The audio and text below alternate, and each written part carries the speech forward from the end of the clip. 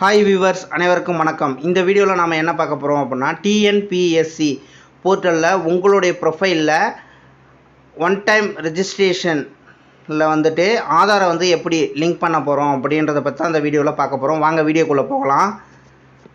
கூகுளில் ஓப்பன் பண்ணிவிட்டு அதில் வந்து என்ன பண்ணோம் அப்படின்னா டிஎன்பிஎஸ்சி அப்படின்ட்டு டைப் பண்ணணும். டைப் பண்ணோடனே கீழே வந்து டிஸ்பிளேவில் தெரிகிற போல் உங்களுக்கு வந்து காமிக்கும். அதை வந்து என்ன பண்ணோம் அப்படின்னா கிளிக் பண்ணோம்.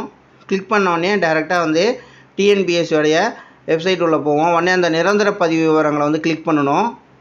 கிளிக் பண்ணோடனே ஏற்கனவே பதிவு செய்தோர் அப்படின்னு இருக்கும், அதை கிளிக் பண்ணணும்.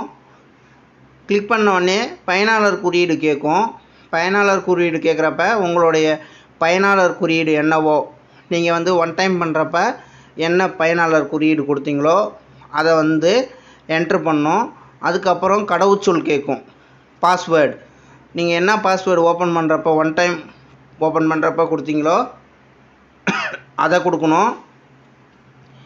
அதுக்கப்புறம் கீழே வந்து ஒரு இமேஜ் இருக்கும். அந்த இமேஜில் நம்பர்ஸ் இருக்கும். அந்த நம்பர்ஸை ஆட் பண்ணி அந்த இமேஜ் பாக்ஸ் இருக்கு இல்லையா, அதில் வந்து போட்டுட்டு அதுக்கப்புறம் சமர்ப்பின்னு இருக்கும், அதை கொடுக்கணும்.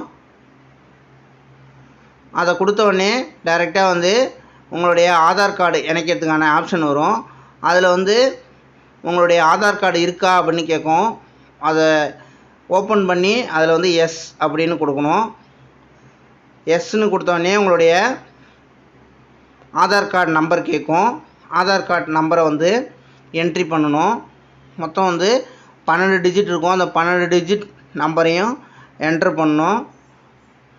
என்ட்ரு பண்ண உடனே கீழே வந்துட்டு ஆதார் கார்டில் என்ன நேம் எப்படி இருக்கோ, உங்களுடைய லெட்டர்ஸ் கேப்சலில் இருந்த கேப்சல், ஸ்மாலில் இருந்த ஸ்மால், அதே போல் போட்டுட்டு மறுபடியும் கீழே வந்து ஒரு இமேஜ் இருக்கும், அதை வந்து ஆட் பண்ணணும். ஆட் பண்ணி ஒப்புதல் சான்று கொடுக்கணும். கொடுத்த உடனே கீழே வந்து சென்ட் ஓடிபி அப்படின்னு ஒரு பட்டன் இருக்கும், அதை கிளிக் பண்ணணும்.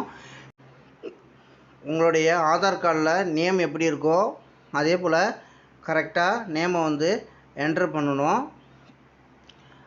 உங்களுடைய ஆதார் கார்டு நம்பர் சரிங்களா, ஆதார் கார்டு நம்பரையும் கரெக்டாக வந்து என்ட்ரு பண்ணிவிட்டு ஆதார் கார்டில் எப்படி பேர் இருக்கோ அதே போல் கரெக்டாக வந்து ஒரு ஸ்பெல்லிங் மிஸ்டேக் கூட இல்லாமல் என்ட்ரு பண்ணணும்.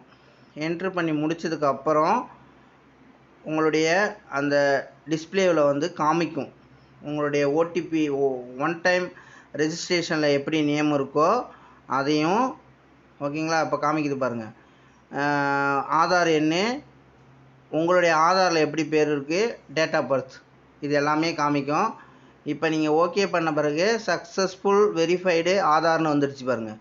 சக்ஸஸ்ஃபுல் வெரிஃபை ஆதார் அப்படின்னு வந்துடுச்சுன்னா ஓகே கொடுத்துடணும்.